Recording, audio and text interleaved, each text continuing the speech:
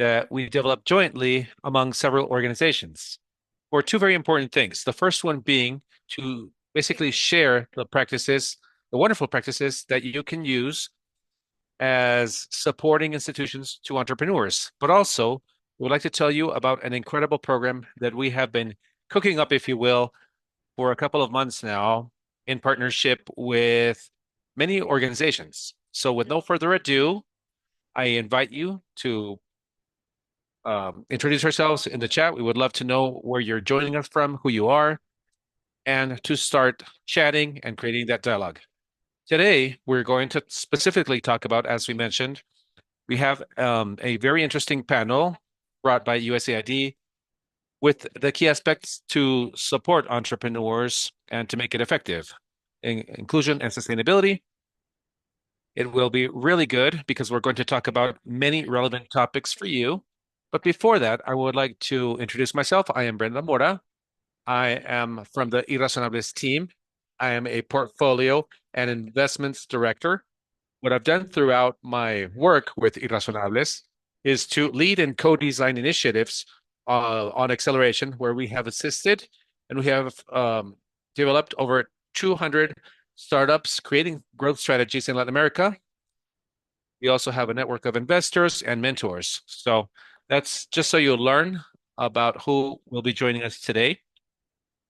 And also to get into the context of things, we will talk to you about the agenda for the day. Right now, we're at the welcome stage. And right after that, we will give the floor to Monica Dupoint, who will introduce APEC Accelerator, USAID CATALYZE, and the purpose of why we're here and what we are preparing for you. Then, as you already know, we will have our panel of best practices for ESOS, the Summons for Crescente, which is a program that has been designed along with you. And we will later talk about the next steps so that you can join this very good call. And once again, to get into the context of things, please let us know in the chat about the dish of your country, the one that you would invite us to taste.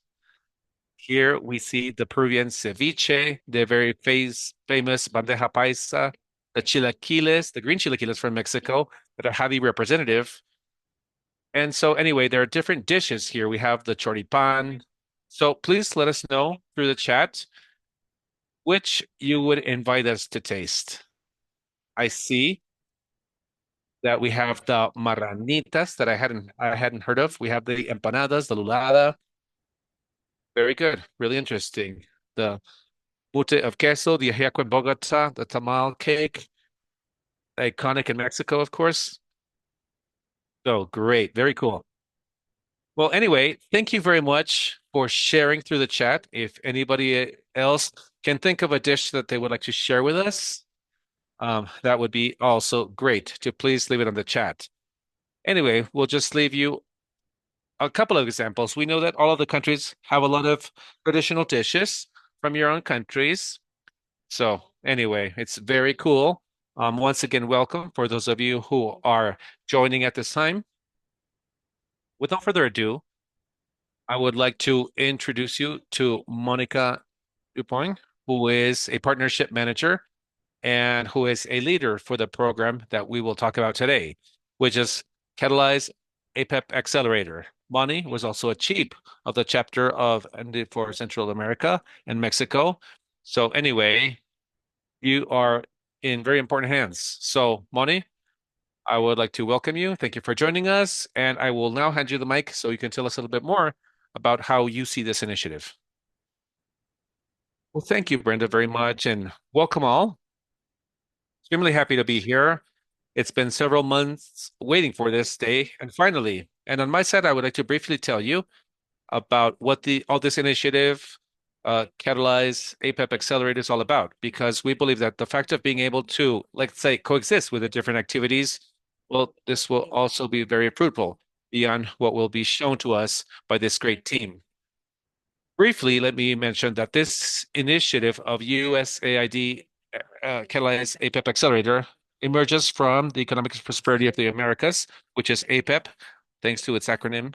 And basically, this is an agreement among 10 Latin American governments and the government of the US and Canada in order to promote the economic development of the country, and that on several phases. It's an initiative that is quite large, but within that, specifically, what we call APEP Accelerator has as a fundamental objective to strengthen the entrepreneurial ecosystems to be able to catalyze investments in Latin American region, to improve the performance of startups, but also with that to be able to strengthen those organizations like you that support startups and SMEs in this path of growth. So this is an initiative that is being worked on in 10 countries around the region.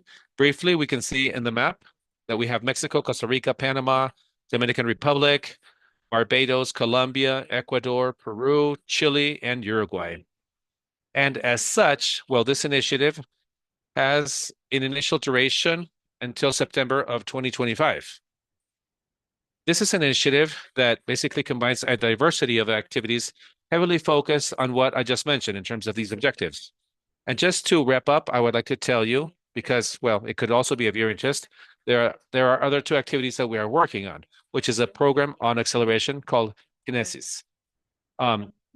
Basically, you maybe have heard about this. And we also have a network of transaction advisors that literally assist these entrepreneurs and companies to receive funding. So if somebody has an interest, well, we can gladly share more information with you. And we are very pleased, and of course, to be working with this great group of organizations, SVX, Irrazonables, and Impact Hub Medellin, for this specific activity that I'm not going to talk about right now because we're specifically going to be talking about throughout the session. So anyway, thank you very much, Brenda. Thank you, Moni. Cool. So let me use the mic.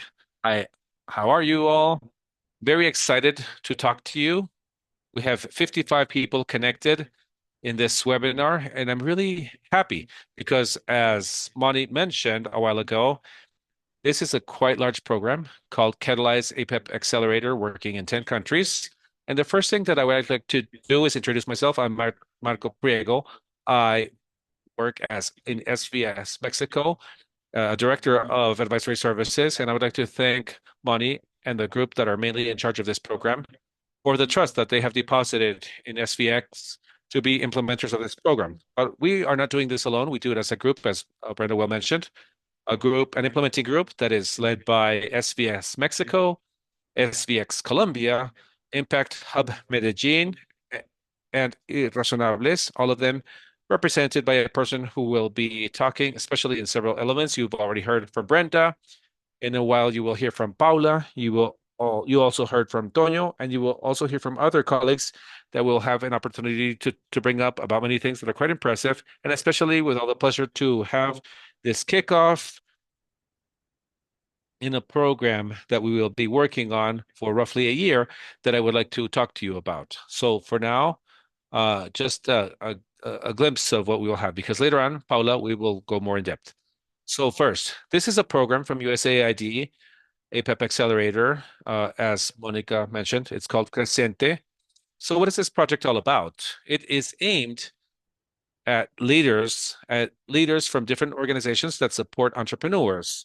When I talk about organizations, well, we can be talking about many. We could talk about accelerators, incubators, government programs, academic programs, but the important thing is that they are helping entrepreneurs that are located within these 10 countries, which are part of Catalyze APEP Accelerator, and that are committed and they seek to make a significant change. What does it mean to have a significant change? To me, it's large three elements that comprises. The first one is that they are seeking that within their acceleration programs, in the programs that they are supporting entrepreneurs, they can include criteria dealing with inclusion, social inclusion, which is quite important. And in a little while, I will talk more about that. Second, that they also implement criteria dealing with sustainability, both environmental as well as adaptation to climate change, which is a cross-cutting matter in what we are doing, and this is quite important throughout this program. Therefore, everything we do, the ESOs that are part of this program, and to each and every one of the mentors that will be in this program, well, we will be dealing with this. And the third important element that I consider to be the nicest and the most beautiful of all is to be able to achieve and create access, links, networks, partnership, whichever way we want to call it, that will allow these organizations, but above all, the entrepreneurs that they're working with to have access to those connections that are so necessary in order to develop their business,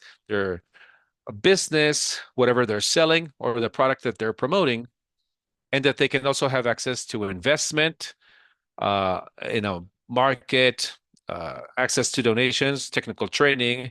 So the access to create links with us for this program that is Crescente, that is quite relevant. And we would be offering it by way of different sessions that we will be carrying out. This is a training program uh, for the transfer of knowledge by way of mentorships, by way of sessions that we will be leading.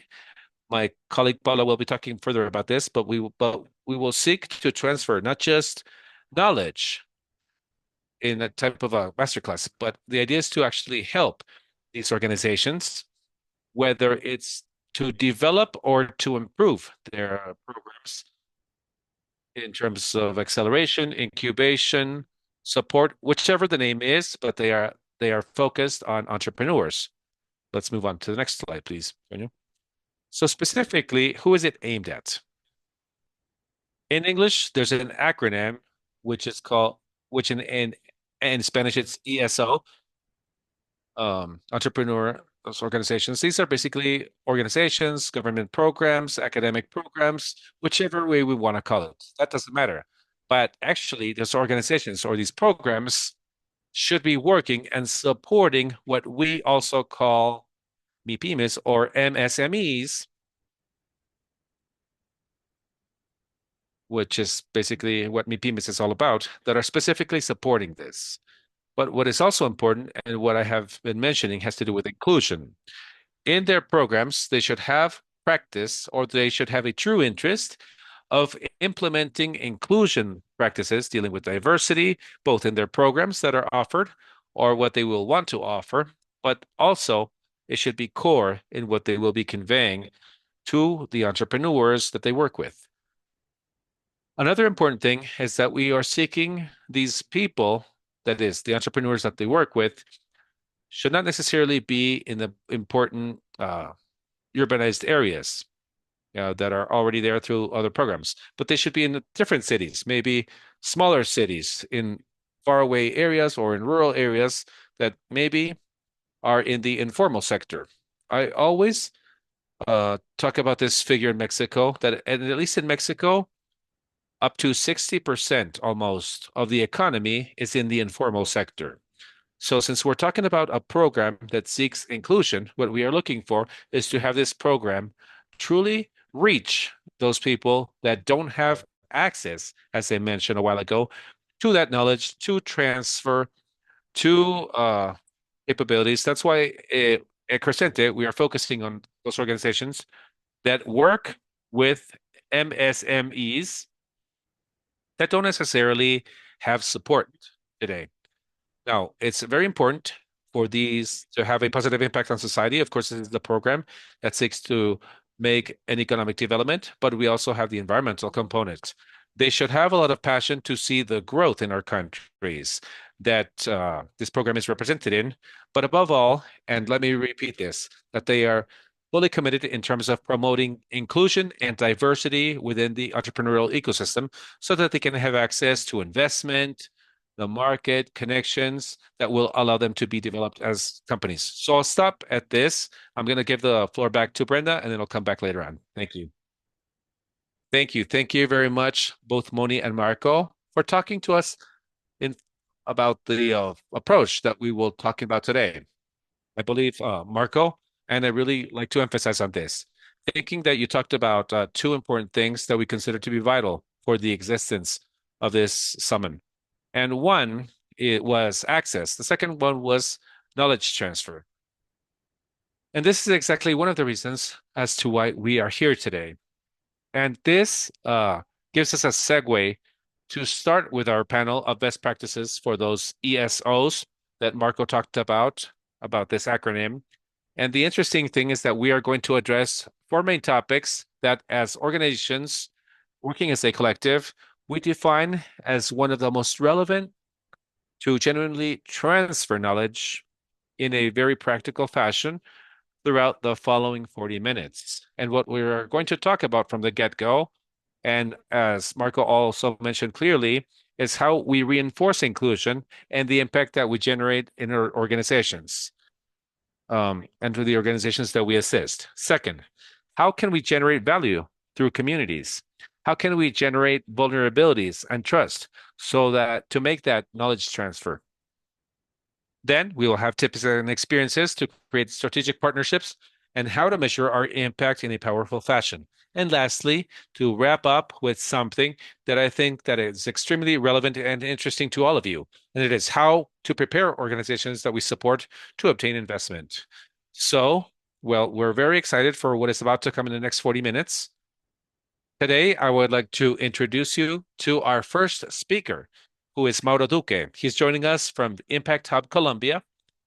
Not only is he a leader of the different initiatives dealing with climate in Impact Colombia, but also he has had 12 years of experience in terms of entrepreneurship. He has worked with many programs dealing with inclusion. So, well, there is no better person than here that can talk to us about this topic. So welcome, Mauro. Thank you very much for transferring to us all this knowledge. Let me hand you over the mic so you can tell us what we're here for. Thank you so much, and what a pleasure to join you today. Welcome to all the participants that are highly enthusiastic to learn more about the offer that we have. So mainly, the idea is to reflect on a few things dealing with inclusion and impact communities. What is essential within this exercise of this space is, first of all, to establish a baseline in order to guarantee that we are all under the same concept. And from there, we can start a conversation. These are key aspects that are decisive or determinant, not only just to understand how we generate those inclusion components, but also which are the actions that have to be dynamized and impacted to achieve this. So we're talking about inclusion in that process that we seek to guarantee, where all the people, regardless of their characteristics, geographical locations, beliefs, backgrounds, can have the same possibilities of access, if you will, to opportunities, resources, and participation in equal terms. And with that in mind, we will always seek to have those inclusion components be associated or seek to generate four main impacts that are concrete and key. The first one has to do with removing barriers that, due to those characteristics or contexts that people can have, they can start removing with those initiatives or with these inclusion processes. The second thing is to generate spaces that truly will help us potentialize the diversity of individuals within those spaces. It will be essential because this will start to build a collective vision, a view where everybody fits. And it's where we will actually be able to find a wealth of these characteristics dealing with inclusions. So these spaces where we have a starting point and the opening so that all the organizations, that is, all the people can have a voice and vote and participation. These are the adequate spaces to generate co-creation and empowerment within the ecosystems. By giving voice and a participation to the different organizations and people that are part of this territory, or let's say of a specific context, what we are doing is providing them a possibility to be a part of the transformation and change processes that can be created within this process. And lastly, when we remove barriers, when we promote these diverse environments, and we generate those spaces for co-creation and empowerment, ultimately what we are creating and allowing is equality and justice for the development of these organizations of the people that are part of this process. So these, let's say, are basically those fundamental factors that we have to consider. But besides these factors to be considered, well, it is also essential, and we can not lose sight of the design of any strategy of a project, or in this case, intervention programs, the main exclusion barriers that we can find and that we can come across in the implementation process. These are the 10 exclusion factors that are determinants within the Americas. And it is essential because, well, basically, this will allow us to generate a series of questions, a series of questions as to how our assistance programs, the strengthening initiative and intervention projects can significantly contribute to solve any of these inclusion factors.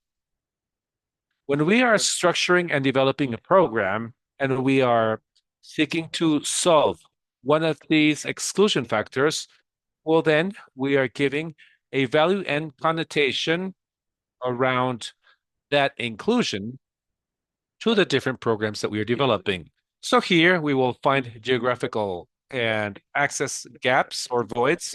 We'll have uneven social economic um, formalization and legal structures that are part of these processes. Within that formalization and that legal structure, we can also find, for example, migration phenomenons that are also a part of that, let's say, dynamic of a diaspora that is taking place around the world. We will also find lack of education and training, which not only just has to do with formal education, but also with technological illiteracy. We will also find factors dealing with gender and diversity, which are also essential components, cultural and language barriers, because a person may be in a context, for example, let's say they are in an indigenous community or that have a different belief that's completely different to our own, discrimination due to age or experience that a person may have, a lack of connection and networks that will be a fundamental factor to understand the attributes and characteristics the program has to have, the different modalities, the displacements in the territories and the different spaces where they have to develop inside that technological approach. Many times we will find programs that have that barrier by not showing any type of innovation for certain programs. And this will allow us to better understand how we can adjust. And lastly, a component of legal uncertainty in public policies that can be with regards to the opening or the characteristics of the organizations that apply to the different programs. When we design a program and when we take into account the different characteristics, we start making up a differential program. So here we bring in four very concrete examples that are presented within the ecosystem to have like those barriers into account and how we can design solutions that contribute significantly to the solution. The first one is a program called Emprender Mujer, which is implemented in Colombia and Guatemala with a purpose to empower the populations or organizations led by women to generate independence, financial independence by way of this entrepreneurial line. Emprender Mujer is developed in rural spaces as well as the large cities with the purpose of generating supporting communities aimed specifically at women. Diverso Lab is also an initiative in Latin America that seeks to work and develop processes dealing with education and entrepreneurship and employability for people that are neurodiverse that and they have some sort of diagnosis with regards to that neurological capability or that cognitive capability that can happen in the different individuals and how they can support these processes to guarantee that they have productive processes that are successful. Emprender Diverso, which is another initiative that is one of the most recent ones in the region.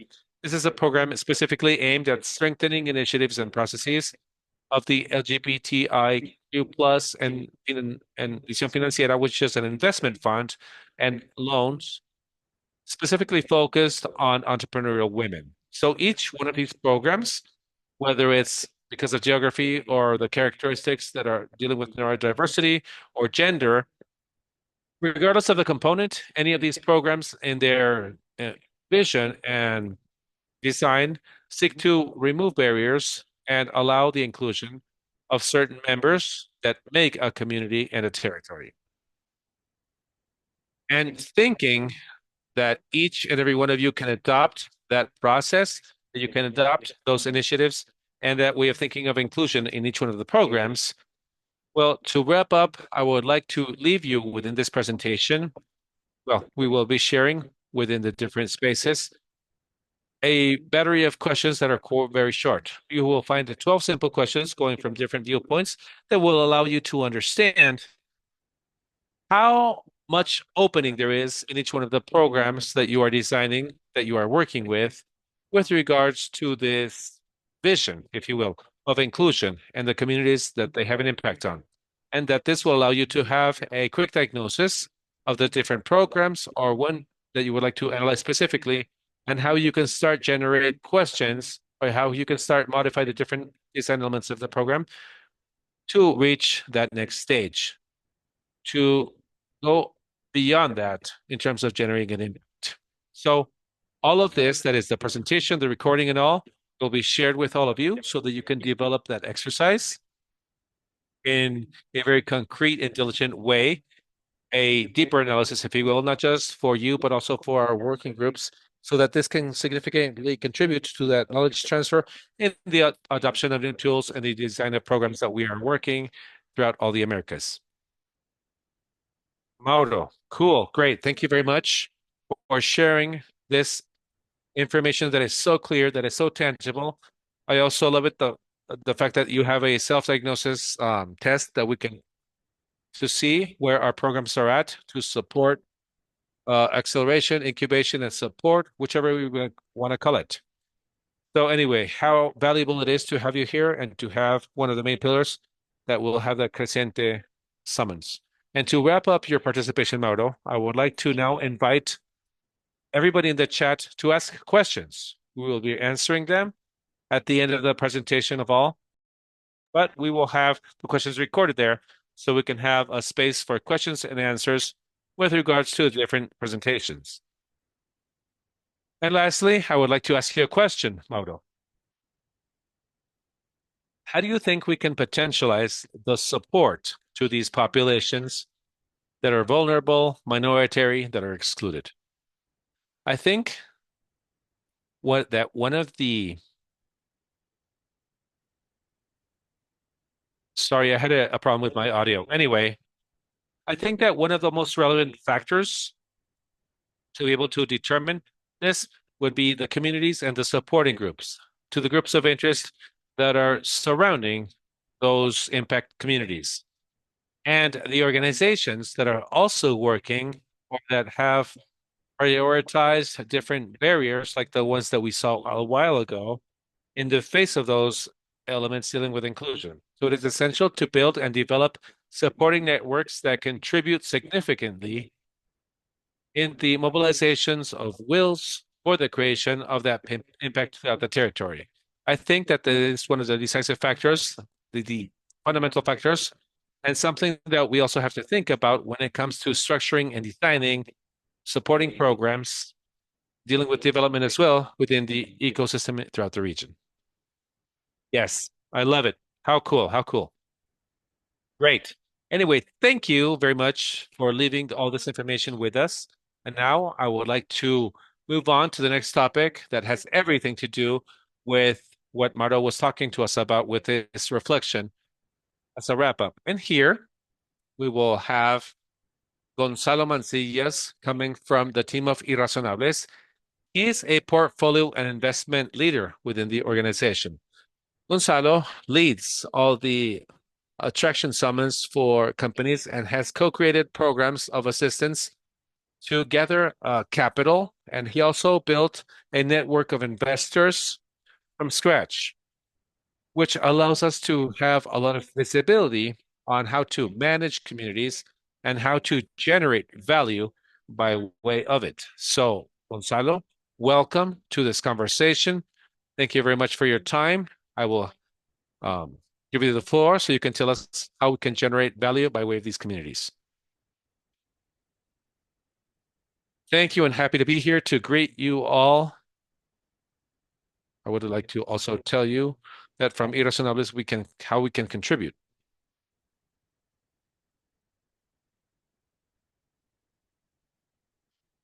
To start off, I would like to share a few figures that reflect the impact that Irrazonables has had in the past 11 years. We have been working with a network of entrepreneurs affecting over 40 companies, 440 companies, that is.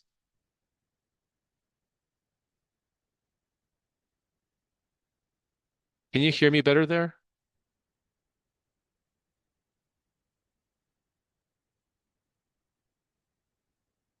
So I was telling you that we have been around for 11 years with a marketing network, and we have allowed for having over $550 million in investment. But beyond the figures that I'm showing you, what truly matters is how we were able to make an impact. These figures can't be just considered in terms of the amount of people involved, but instead how, as people connect, um, this is where the magic actually all happens. And well, from here, I would like to talk to you about this.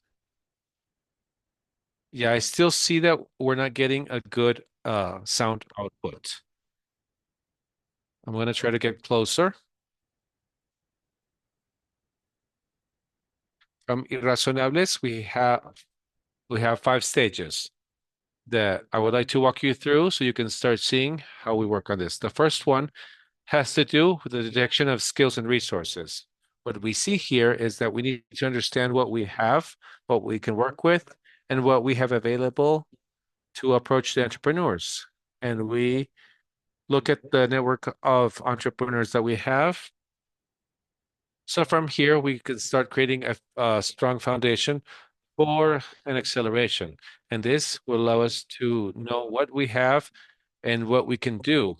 After that, we go to a phase of the diagnostic of companies. Here, we want to learn in depth about who the entrepreneur is, what they are doing, how they are doing it, and from here, we can identify the challenges and objectives that they have.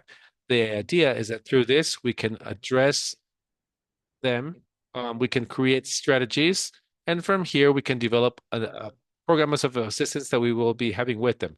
The third stage has to do with the generation of trust by way of vulnerability and by way of activities that will allow us to know each other as people before professionals, is that we can be able to establish relationships that could be end up being very long. And at the end, these are factors that can have a powerful aspirational process.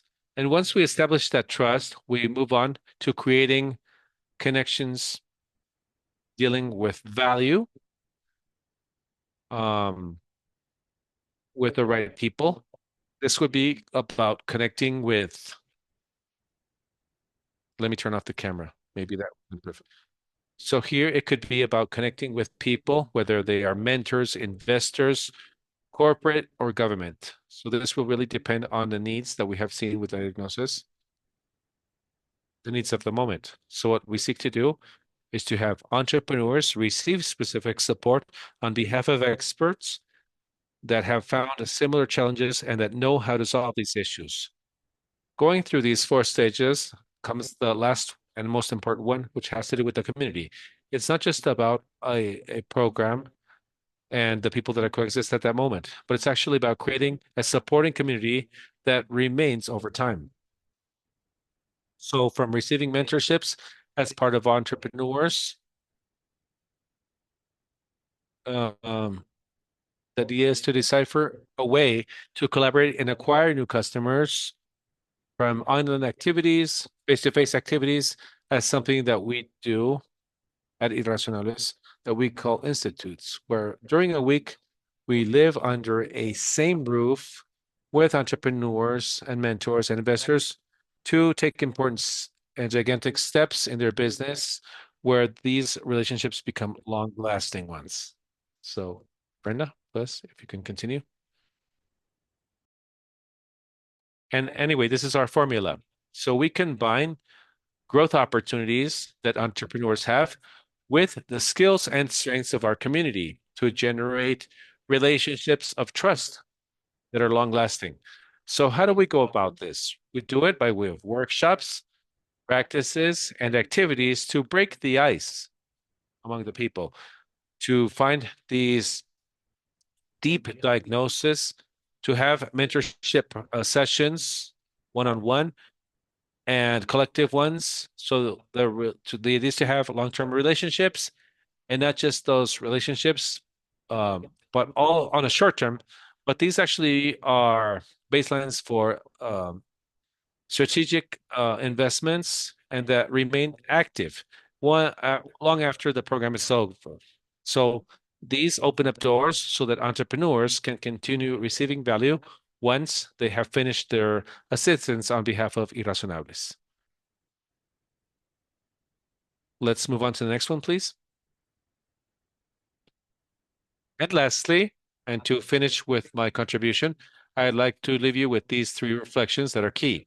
The first one is a solid supporting network. At Irrazonables, we provide a comprehensive community that is always willing to support entrepreneurs in their challenges during and after the program. We also believe in human connections, which is basically the difference that Irrazonables has. It's our capability to generate connections that are authentic by way of this vulnerability and assistance, which turns out in long-term relationships. And lastly, we have the strategic exploitation of skills. This starts from the identification and taking advantage of the strengths of entrepreneurs to assign adequate people that support each project in a personalized and customized fashion. So what supports us as Irrazonables not only on the metrics and the figures that we set at the beginning, it's basically the human connections, the deep relationships of and a network of support that goes well after the program is over. So I would like to leave you with this. I hope you were able to hear me. I'm sorry if my connection was not all that good, but anyway, it was a pleasure to have you. Thank you. I was very glad that we were able to hear about that secret sauce from Irrazonables and the support received from, especially for us sharing details on as to how they can make their accompanying processes sophisticated. And as well mentioned by Mauro at the beginning, it has a lot to do in terms of the incidents as to how we generate trust relationships, as well mentioned by you. So thank you very much for that, Gonzalez. And now I would like to ask you a question to be able to now move on to the next topic. And this question is, which you consider is the key for an entrepreneur to have a competitive advantage and that way be able to multiply their impact?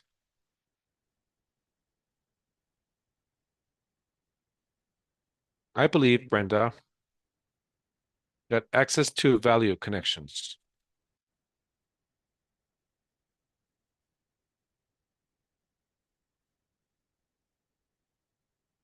They should not just be, they should not just generate value in that moment, but these should be long-lasting connections. And that over time, I think that uh, this is what could give an advantage, and they would multiply its impact at the end. Thank you, Gonzo. Thank you very much.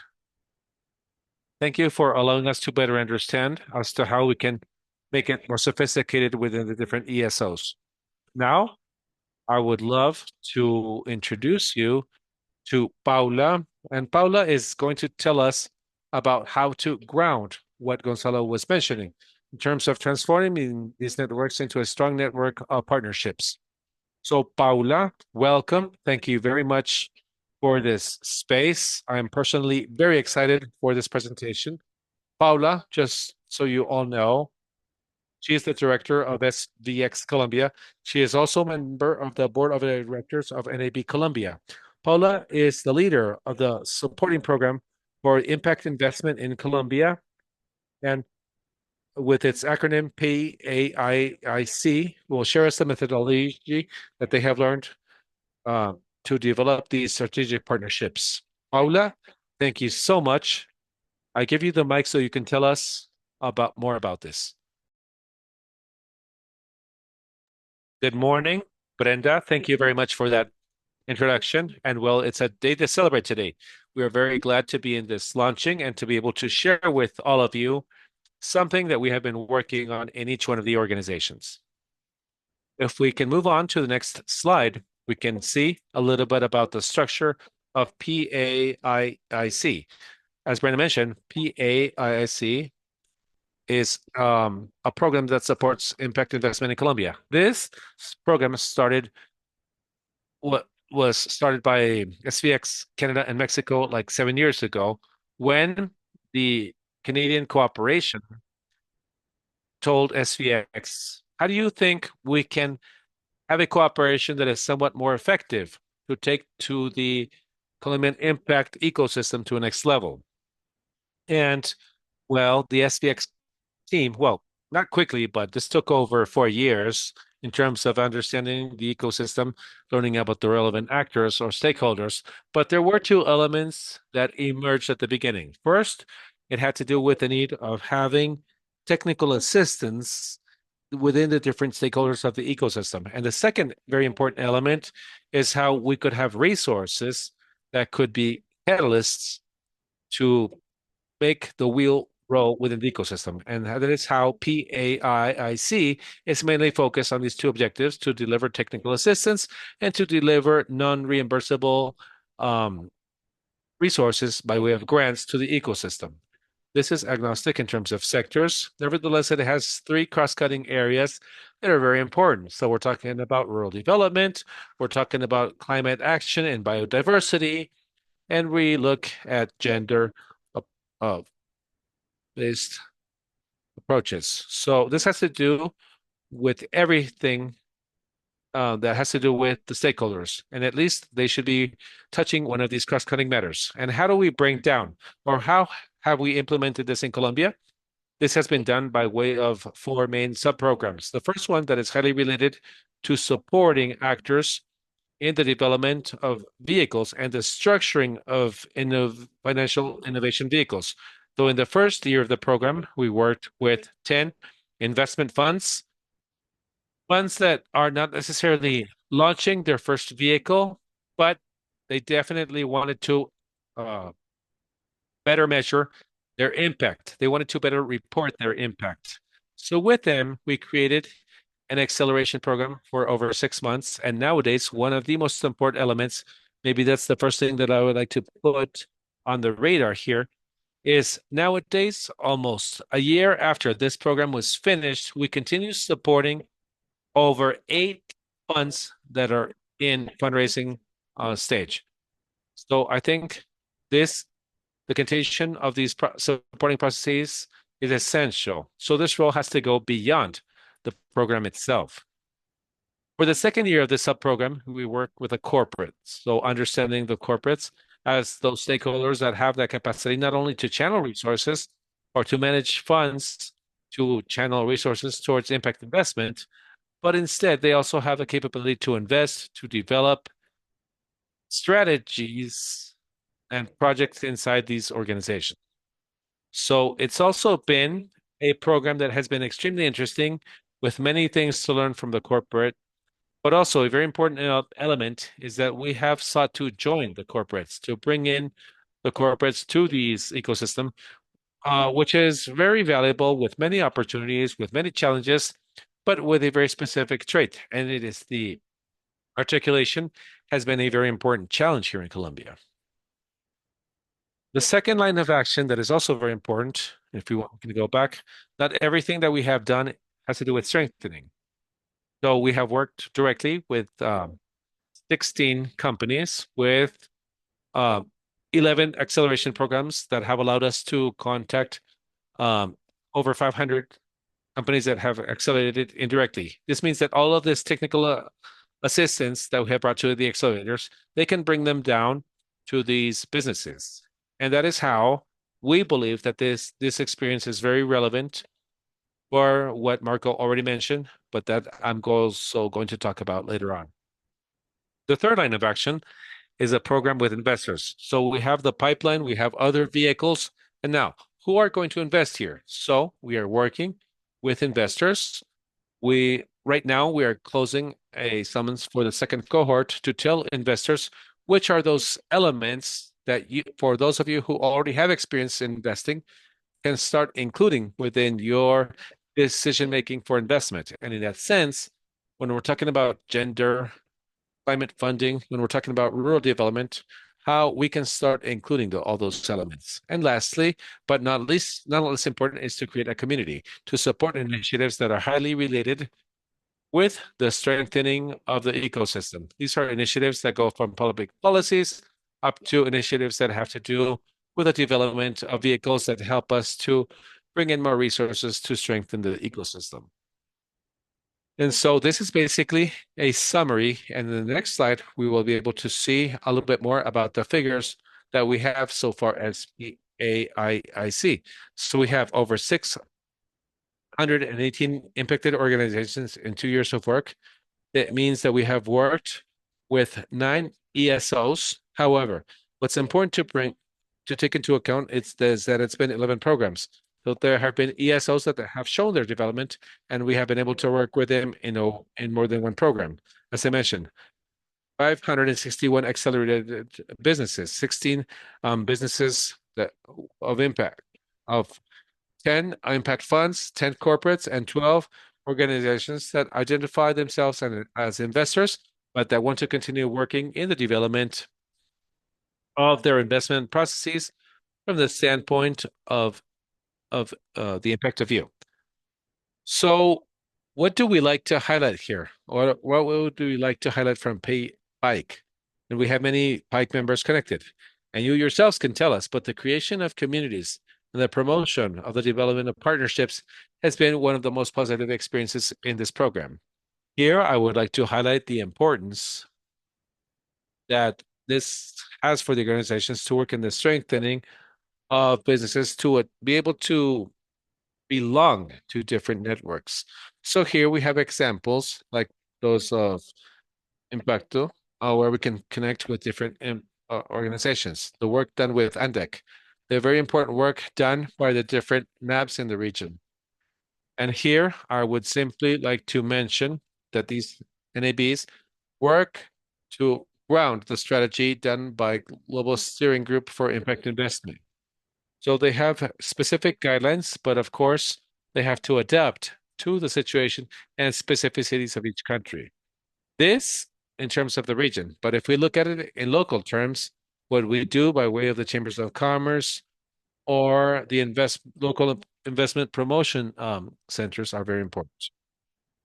To go into the matter at hand and to talk a little bit about management and the measurement of impact, I would like to start off by telling you about a topic that has been very relevant for us as Pike, and it is the theory of change. When we go to the basic definition of this concept of the theory of change, we basically to refer to a graphical representation of a process that in an orderly fashion we start planning and that seeks to generate an impact, and in this case, a social or environmental impact that we seek to quantify. So when we understand this theory of change as an ordered process, we realize that for this, we can use tools such as, or that are highly developed tools like the one of impact. And by way of answering 5 questions that may seem quite simple, but whose answers are important, the idea is to try to simplify and keep our strategy of investment aligned with the impact that we are obtaining. So, which are those questions? Well, the first one is, who am I changing with what I'm doing? Who is transformed thanks to this initiative? Which are the groups of interest that I'm working with? Maybe not reaching out to all the groups, and I have to look for a way to implement this in a different way. So this would be the first topic. The second topic is what am I changing? For each group of interests, what am I achieving? Which has been the positive or negative impact in terms of economy or social aspects or aspects? In what temporality am I achieving this? And if this is aligned to what I want to implement with my business. The third element is the size of the change. So, what is the size? What number of beneficiaries am I reaching out to? And this isn't just about reaching a higher number of beneficiaries. Does it mean that I'm having a higher or lesser impact? But if I'm able to at least identify the number, I can know what strategies I can identify to then determine how I can have a higher impact. The indicators that I have for this. Fourth of all, how am I um, allowing for this change? And this happens to thanks to what my company is doing or not necessarily. And so we have external factors that contribute to this. And lastly, to me, the most important one would be what happens if what I'm doing to generate this impact disappears? What happens if I stop doing it? What is the likelihood of generating a change if it doesn't happen? So the external factors gain important relevance or not, or it turns out that I already generated certain capabilities within the environment. So the environment as well is going to start generating this impact without necessarily me being continuing to intervene. So all of these elements allow us to measure the impact. But then how do I manage it? So now I'm talking about impact management. I'm thinking about what I think of, what do I want to measure, how I analyze it, how I assess it, and how I communicate it. And all of these elements allow us to reach formulations that within a project management is what I can say here, I have a realistic impact that is certain. And lastly, and one of the main challenges of measuring and managing impact is data gathering. And at Pike, we definitely have lived through this. And here I would like to tell you that the main lesson learned that we have is that we have to avoid to fall in the trap of wanting to measure everything. That is the trap of measurement, as everybody call them. We can have a lot of data. For wanting to measure, we can measure data that are irrelevant, that at the end doesn't allow us to make decisions on the impact that we want to have. The end. Most likely, we are overworking when it comes to collecting information. And at the end, we are saying that with the first question, we had already identified the impact and where we wanted to impact. And lastly, to be practical and flexible. If this is not taking us to measure the indicator in the way that we need, we should formulate and that we have to continue doing this. But not necessarily do we have to stick to a framework that has been defined from the beginning. Now, tools as the forms according to the type of actor and community, well, these can be very useful as long as we are able to identify which are the different impacts that we are having. And lastly, to be able to have a dashboard or a control panel, if you will, that will allow us to follow up on the results of impact that we are getting. That in general would be a very good practice. I would like to wrap up this telling you about lessons learned that we have had in general, but that we also see that this type of programs tend to have. To propitiate face-to-face spaces is important, but we should not lose on the possibility of having online spaces.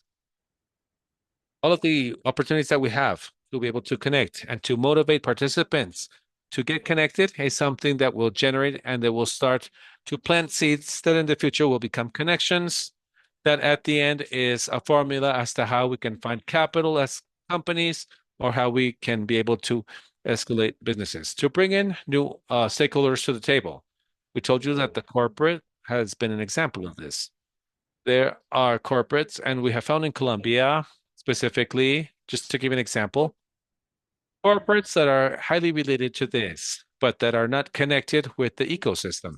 So how do we connect them so that they can bring in these small businesses that have a huge potential of scalability? A third key element would be to have that capability to adapt the program. And I think that this is a lesson learned that we are transferring to this summons because we are talking about the importance that this has in terms of being able to adapt to the environment and the different specific needs of the organizations that are participating. This doesn't mean that we don't have clear guidelines from the beginning, but it does mean to learn and to sit down or to approach the reality and the needs of each participant. There is no perfect measuring framework. The most imperfect one will be the one that we have a possibility to start becoming much more flexible and to make it much more adequate to what we want to measure. But in order to create this framework, well, it's also important to recognize and to learn about the reality of what we want to achieve with the participants that we are working with. The theory of change in this sense is a fundamental tool, but it is also vital that this is a dynamic tool. And lastly, it's not about taking it, it's not, it's not about losing the possibility to continue making community. So now I give you the floor back. Thank you. I really love it that you not just talked about your experience based on rights and details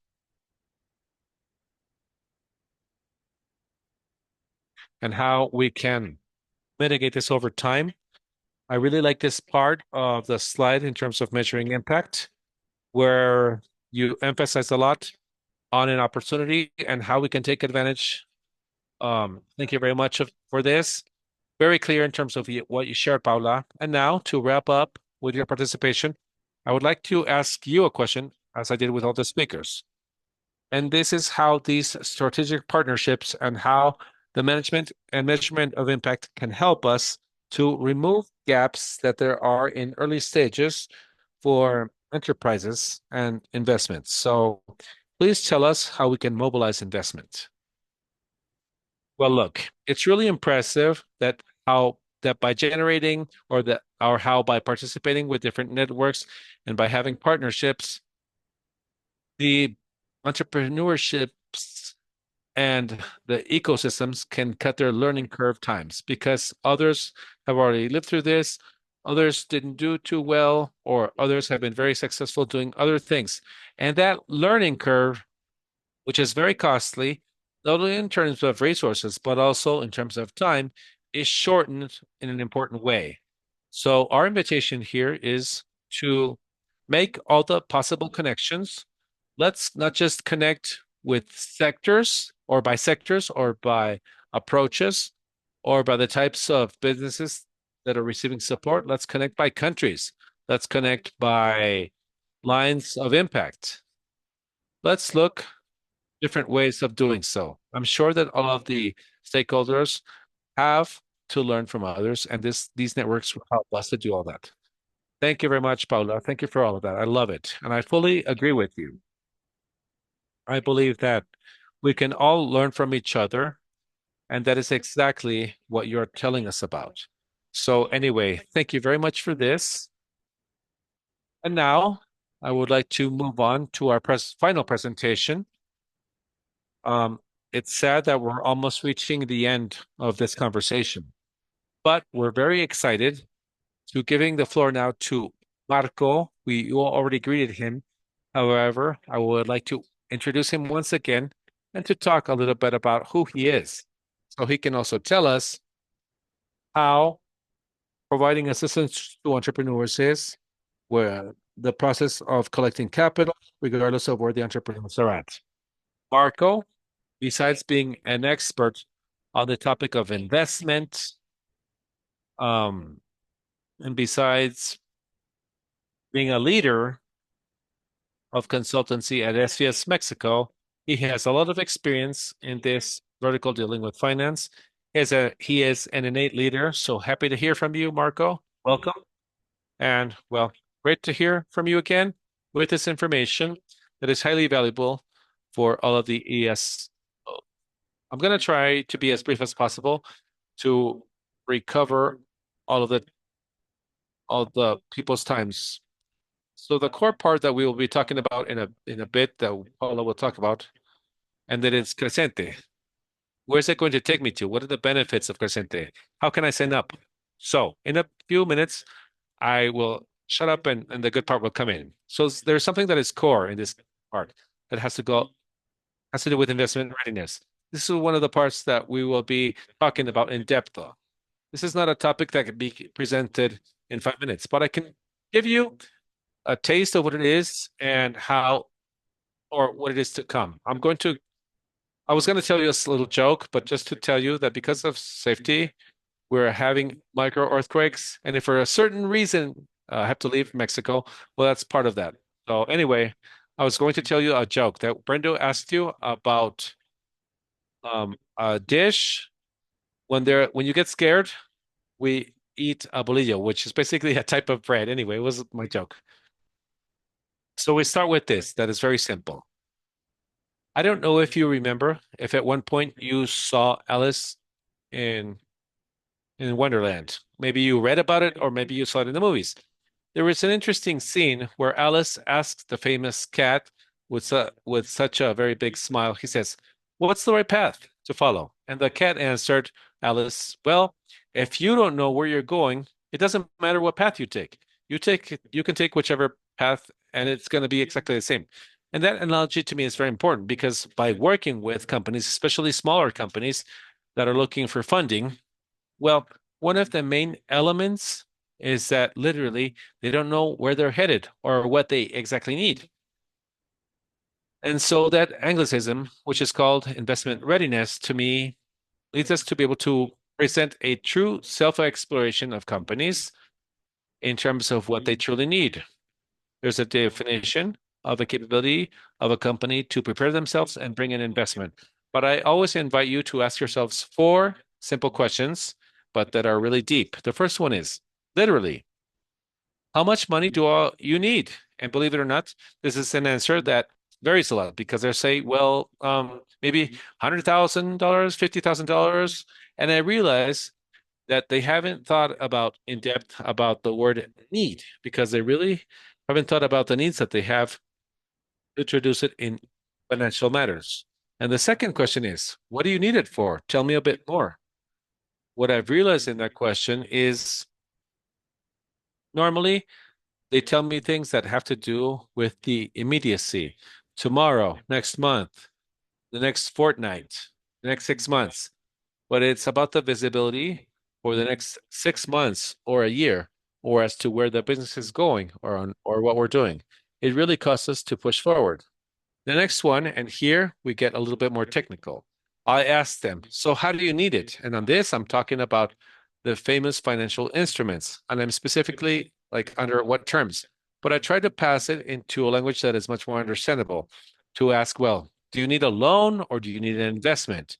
And everybody's like, okay, so what is the difference? Well, there are noticeable differences that we will talk about when time comes. But in order to get a loan, you literally need a cash flow to be able to pay for it because just as you have it, well, you have to start paying for it the following month.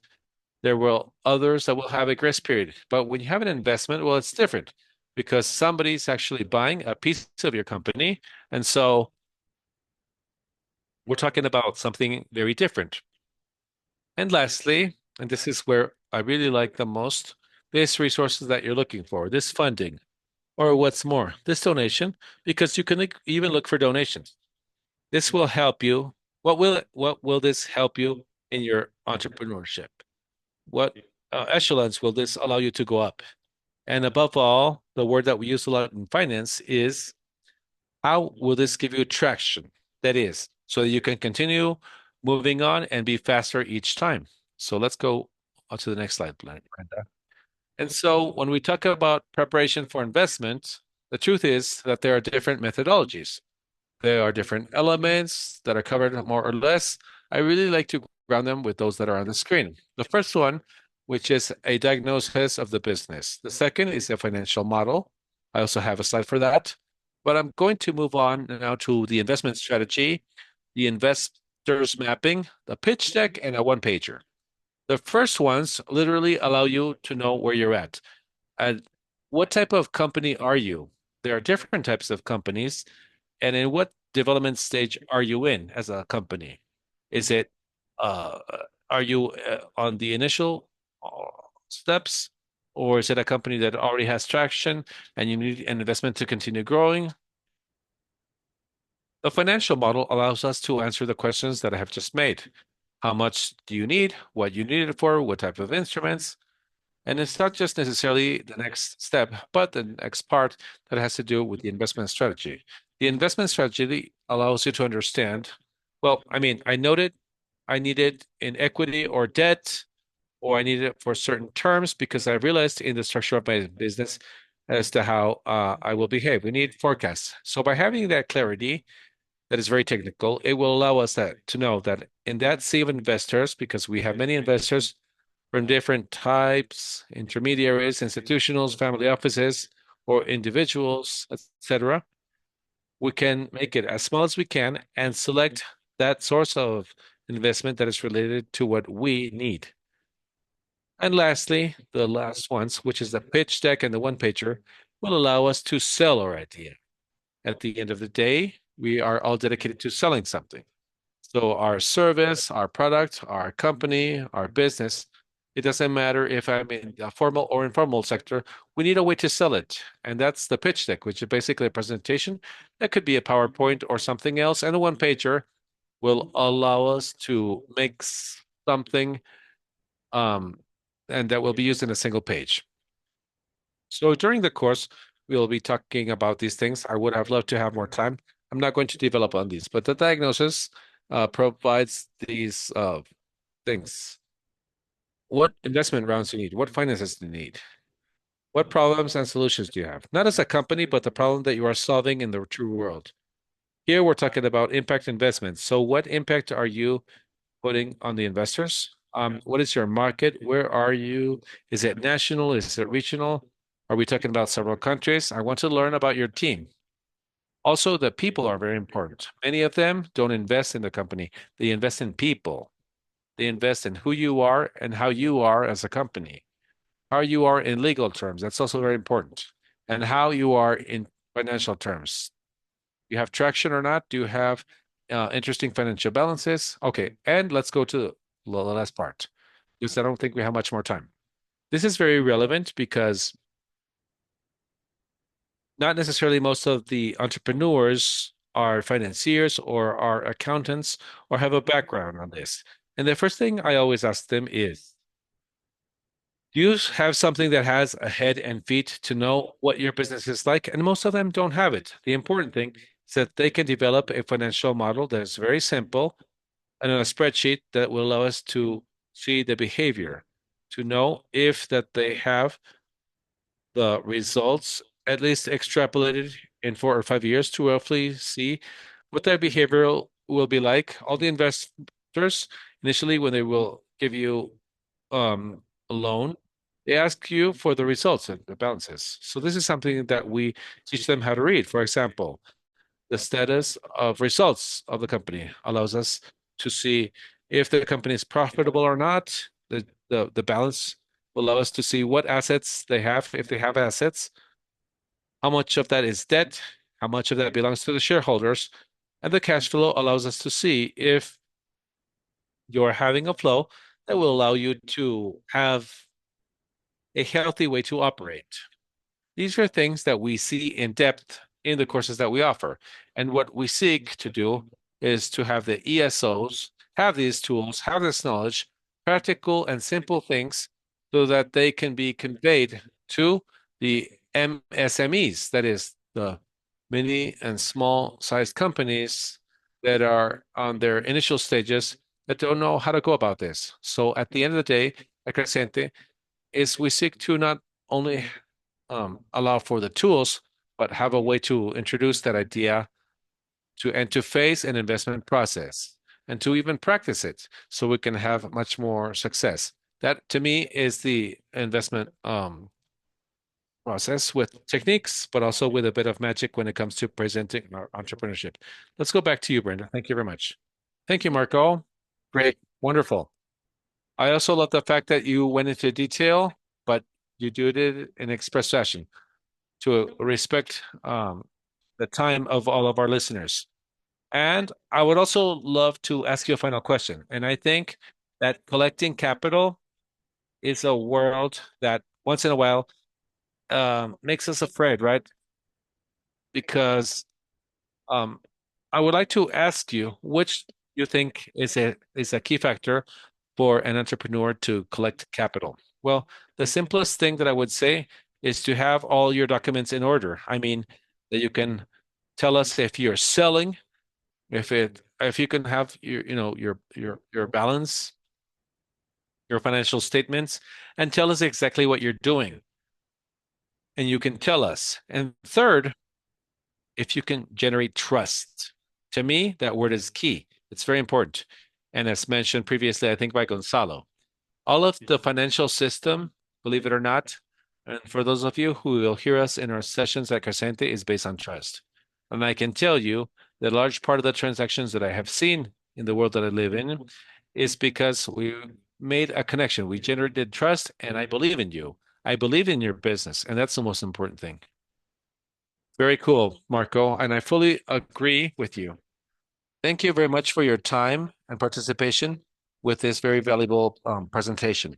Now, well, we had allotted a space for questions and answers, but I'm going to skip this. I'm going to save it for when everybody is participating in Crescendo who respect your time. And Paula, I would love to go back to you so that you can tell us now about all the different details about what this summit is all about, how the program starts, what is the value that we will communicate to all of these institutions. And so now I will give you the floor once again. We're ready to hear about what this program is all about. Well, thank you, Brenda. Thank you very much for helping us to lead this panel. I think it was really interesting. So we're very happy to officially launch this Crescente summon or call out. This is part of the USAID CATALYZE APEP Accelerator program. And let's go in the matter at hand. If you want, I will invite you now that you can start including all the questions in the chat, and at the end we will answer all of the questions. So, who are we inviting to participate in this call? We have heard throughout all this conversation this acronym of ESO, which um, this basically is about accelerators, incubators, corporates, universities, chambers of commerce, NGOs, foundations, etc. Any organization that has as an objective to strengthen MSMEs will have to do with this. So, which are the variables that we consider important when it comes to selecting the winners? First, the capability to manage and measure impact. And here, if you notice, we're talking about capability. We're not talking about experience, living the impact, be measuring the impact, because this would be one of the things to be developed hand in hand with you. So it's more about the intention and the management done by way of measuring and managing impact. The capability to strengthen businesses dealing with social, economic, and climate impacts. Here, we would like for you to be able to show experience of at least 10 strengthened businesses in the past years. This call has something very specific and important to it, and it is that we will select ESOs that work in these 10 countries or in at least one of these 10 countries. Barbados, Chile, Colombia, Costa Rica, Dominican Republic, Ecuador, Mexico, Panama, Peru, and Uruguay. I know that the law list is comprehensive. However, in the chat, we will also have the links where you can go in and see the list so that you don't forget or that so that you can have it in your mind. What's important is that we are looking for ESOs that work with companies in at least one of these countries. This has nothing to do about where the ESO has been legally constituted. If it has to do with the geography where they have done their work in and where that they have experience in. That's important, and maybe we'll have more questions on this, but we can delve into this without any problem. Now let's go and talk about the benefits. Why are we encouraging you to be a part of this call?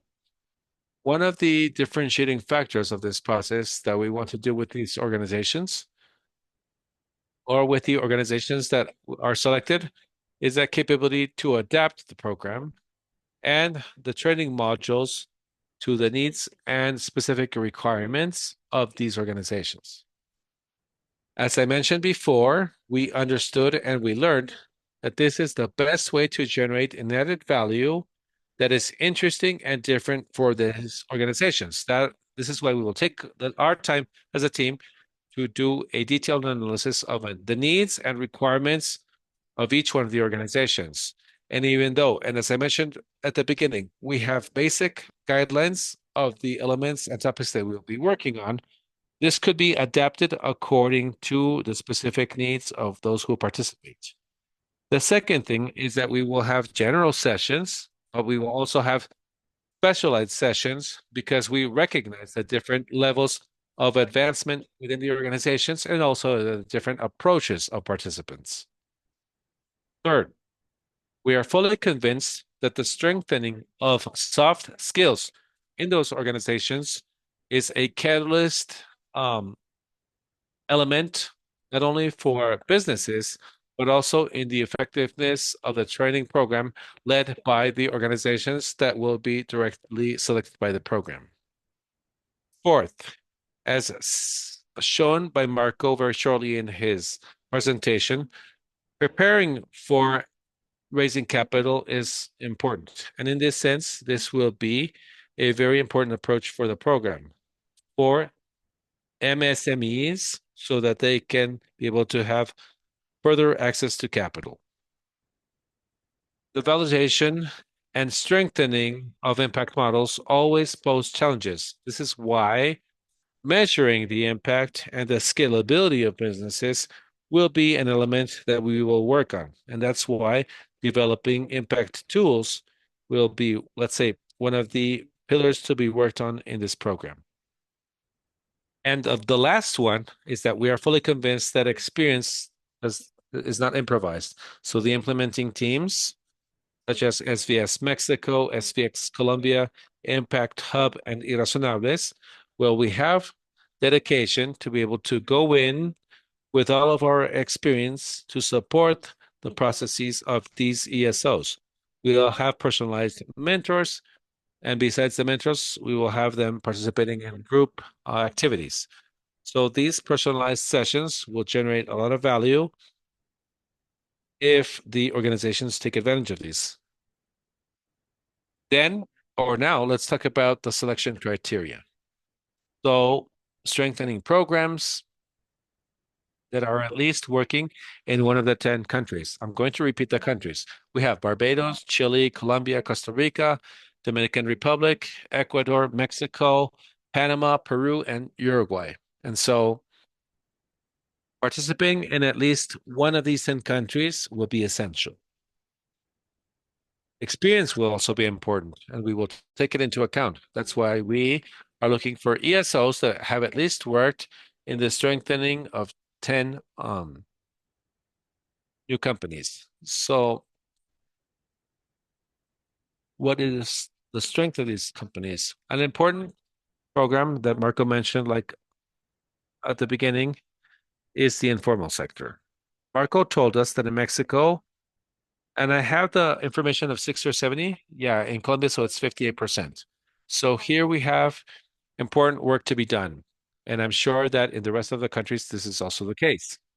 Other important criteria would be inclusion, sustainability, generation of communities. All of this will be criteria that we will take into account when it comes to selecting the participating ESOs. And also, very important is the availability of time. It's not just about one person from the ESO, but hopefully from a team of the ESO, because the people move, because teams are ever changing, and because we believe, and because these changing teams, we want to create capabilities within the organizations so that these can remain over time. And the way to achieve this is without a doubt that this knowledge should not just remain within a person, but the idea is to have a participation as a team. And lastly, and I know that there will be several questions on this, but I'm going to talk to you about the the uh, the deadlines. Today, September 26th, we are making the official launch of the summit or call that will be open until October the 30th. And just so you can jot this down on your agendas, even though we will send you reminders, and for all of those of you who are registered in our database, well, we will send you an invitation. On October the 17th, we will have a Q&A session for this, where we will be able to guide you, where we can solve specific questions you may have in that moment. Between October and November,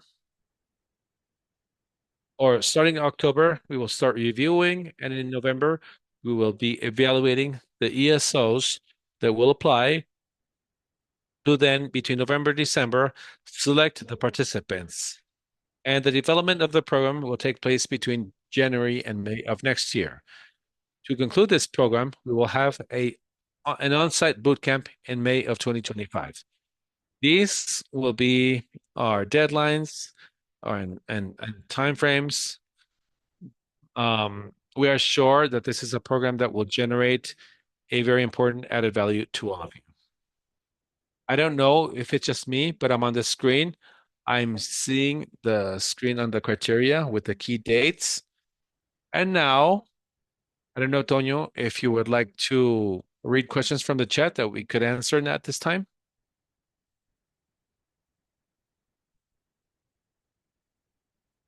Okay, we have a few questions. The first one is the ESO has to be made in the country of where the activities will be carried out. Well, no, what is important is that the ESO has experience and that they are working in at least one of the 10 countries that we talked about. Great. The next question says, regarding what happens if the ESO doesn't have um, an impact approach? Well, as I mentioned, this is desirable criteria. However, what we are interested in is that the ESO has that capability of acquiring this knowledge and to start adapting it within their training programs. Great. Next question. In what language? Okay, language. Yeah, it's going to be. I simply wanted to clarify something, and it is that material, all of the sessions will be available both in English and Spanish.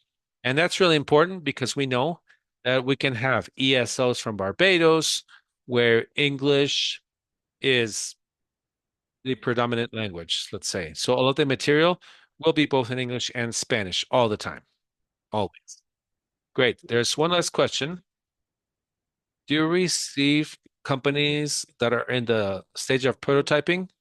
Because we're working with crowdfunding, a focus on diversity.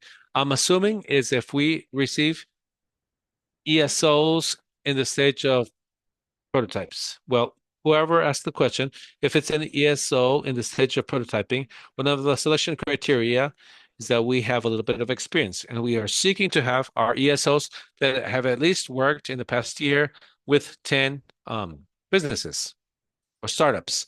So if there's an experience, maybe not specific, but related or that you think can be useful or good, you're welcome. So if it's an ESO that is barely starting from scratch, well, I think that we would still need to work on the experience. But as Marco well mentioned, the doors are open to apply, and we will analyze it or evaluate it case by case.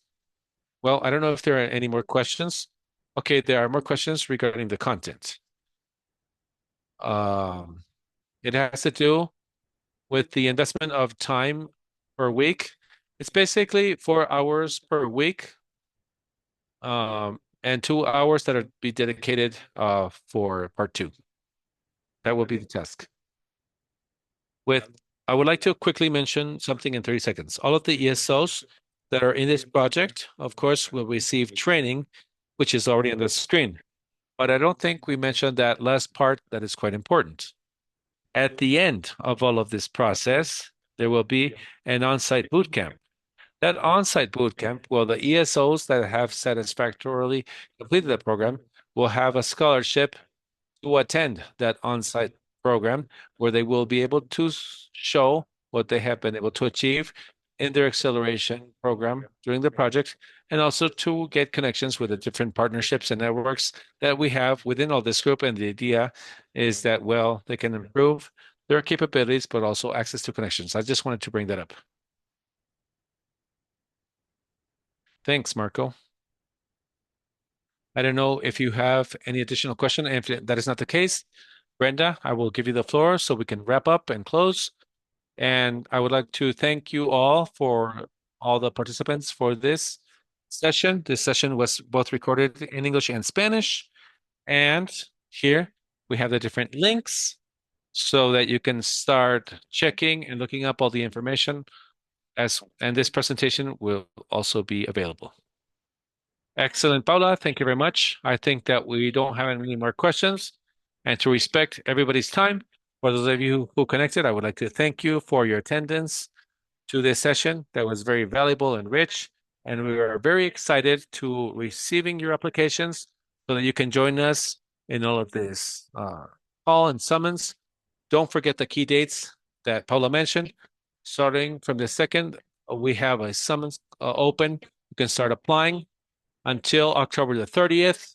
If you are an ESO, if you are seeking to make your capabilities much more sophisticated, or you want more access to strategic partnerships, communities, and transfer of values, if you are part of one of these 10 countries, I'm quickly going to mention them, but in any case, you will be able to look them up. But you already know the countries are Barbados, Chile, Colombia, Costa Rica, Dominican Republic, Ecuador, Mexico, Panama, Peru, and Uruguay. So if you have operations in any of those, and if you are addressing 10 or more entrepreneurs, thank you for dedicating part of your morning with us. We hope that it has been of value to you. And from this moment on, we would like to thank you once again to connect online, and we will leave you on the screen contact information in case you have any further questions. We will be solving your questions by way of your application process. Thank you very much for your time, and we leave you for this. Thank you. Have a great rest of the day. Thank you. Bye.